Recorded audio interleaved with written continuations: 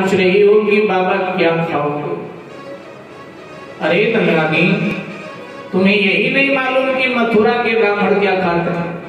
सारी दुनिया को मालूम है कि मथुरा के ब्राह्मण खाते क्या।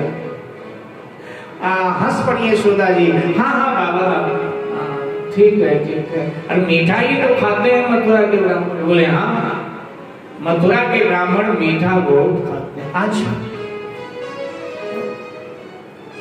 2.5 किलो रसगुल्ला एक बैठक में खा जाएंगे। एक बैठक में 2.5 किलो, कोई चिंता की बात, बहुत मीठा।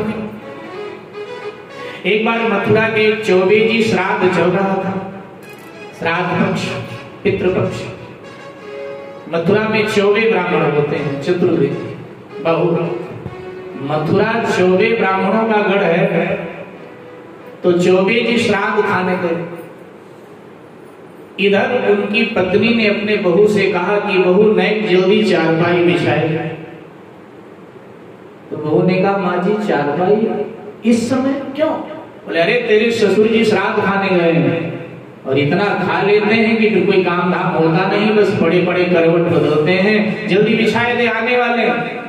तो बहू चारपाई बिछाने लगी और रोने लगी।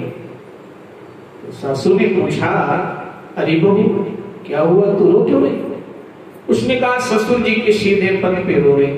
बहुत सीधे हैं ससुर जी। क्या मतलब? अरे दूसरे के घर भोजन करने जाते हैं और भोजन करके फिर पैदल पैदल इतनी दूर घर आ जाते हैं, कम खाते हैं। माँ जी हमारे पिताजी श्राद्ध खाने जाते हैं ना, इतना खा लेते हैं, इतना खा लेते हैं, इतना खा लेते हैं कि पैदल आ भी नहीं पाते। जजमान चारपाई पर लिटाकर घर छोड़ने आता है। उस समय गाड़ी होती नहीं, घर छोड़ने। ये सासू बहू में चर्चा चल रही थी। ससुर जी बड़े भोले, अरे दूसरे घर का भोजन मिल जाए तो दबा के खाना चाहिए। खाते खाते शरीर चला जाए तो चिंता की क्या बात है, शरीर तो दोबारा मिलेगा, लेकिन दूसरे के घर का भोजन दोबारा ना मिले तो। एक हास्य रस के कवि ने लिखा कि भोजनम कर दुर्बुद्धे ना शरीरेम दयाम कुर पराम न दुर्लभे लोके शरीराणि पुनः पुनः। शरीर तो बार बार मिलता है, लेकिन दूसरे के घर का भोजन बार बार ना मिले तो। ये चर्चा चल रही थी। उधर आज चौबे जी ने भी रबड़ी बहुत ज्यादा जकड़ दिया। अब जब उठने लगे तो उठा ना जाए, तो सेठ जी ने पूछा क्या हुआ पंडित जी, क्या बात हुई? बोले आज बहुत खा लिया लाला जी, उठा ही नहीं जाता है, घर कैसे जाऊंगा? बोले चिंता न करो। बच्चों को बुलाया, 4 बेटे थे सेठ जी के, बच्चों को बुलाया, पंडित जी को उठाओ और चारपाई पर लिटाओ, कंधा लगा के इनके घर छोड़ाओ, पैदल जा नहीं पाएंगे। तो बच्चों ने उठाया, चौबे जी को चारपाई पर लिटाया, कंधा लगाया, चल पड़े।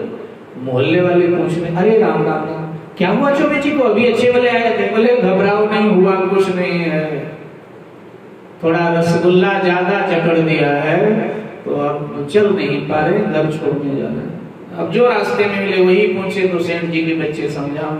अब लेकर के आ गए चौबे जी के घर के सामने, चारपाई से उतारने जा रहे थे। चौबे जी के घर के बगल में एक वैद्य जी की दुकान थी। वैद्य जी निकले, बोले अरे राम राम राम, क्या हुआ चौबे जी को? अभी अभी तो गए थे हमारे आंखों के सामने, क्या हो गया भैया? बोले कुछ नहीं हुआ, घबरा क्यों रहे हो, थोड़ा आज ज्यादा खा लिया है तो चला नहीं जा रहा था, इसलिए हम छोड़ने आए हैं, नीचे उतारो। वैद्य जी ने कहा नीचे उतारो, हमारे पास इतना बढ़िया चूर्ण है, एक खुराक दूंगा और 10 मिनट में सब पच जाएगा जो खाया है चौबे जी ने। तो चौबे जी ने सर उठा करके वैद्य जी को डांटा। बोले मूर्ख कहीं का, अगर चूरन खाने की जगह होती तो न रसगुल्ले और न सटक जाता, ये तो जगह ही नहीं है, चूरन खाया कहां से जाए? तो गर्गाचार्य जी ने कहा अरे मैया मथुरा के ब्राह्मण तो मीठा खाते हैं। बोली समझ गई बाबा, लेकिन आप तो बताओ आप क्या खाओगे? बोले मैया हम तो खीर खाएंगे, ला सामग्री खीर खा। यशोदा जी ने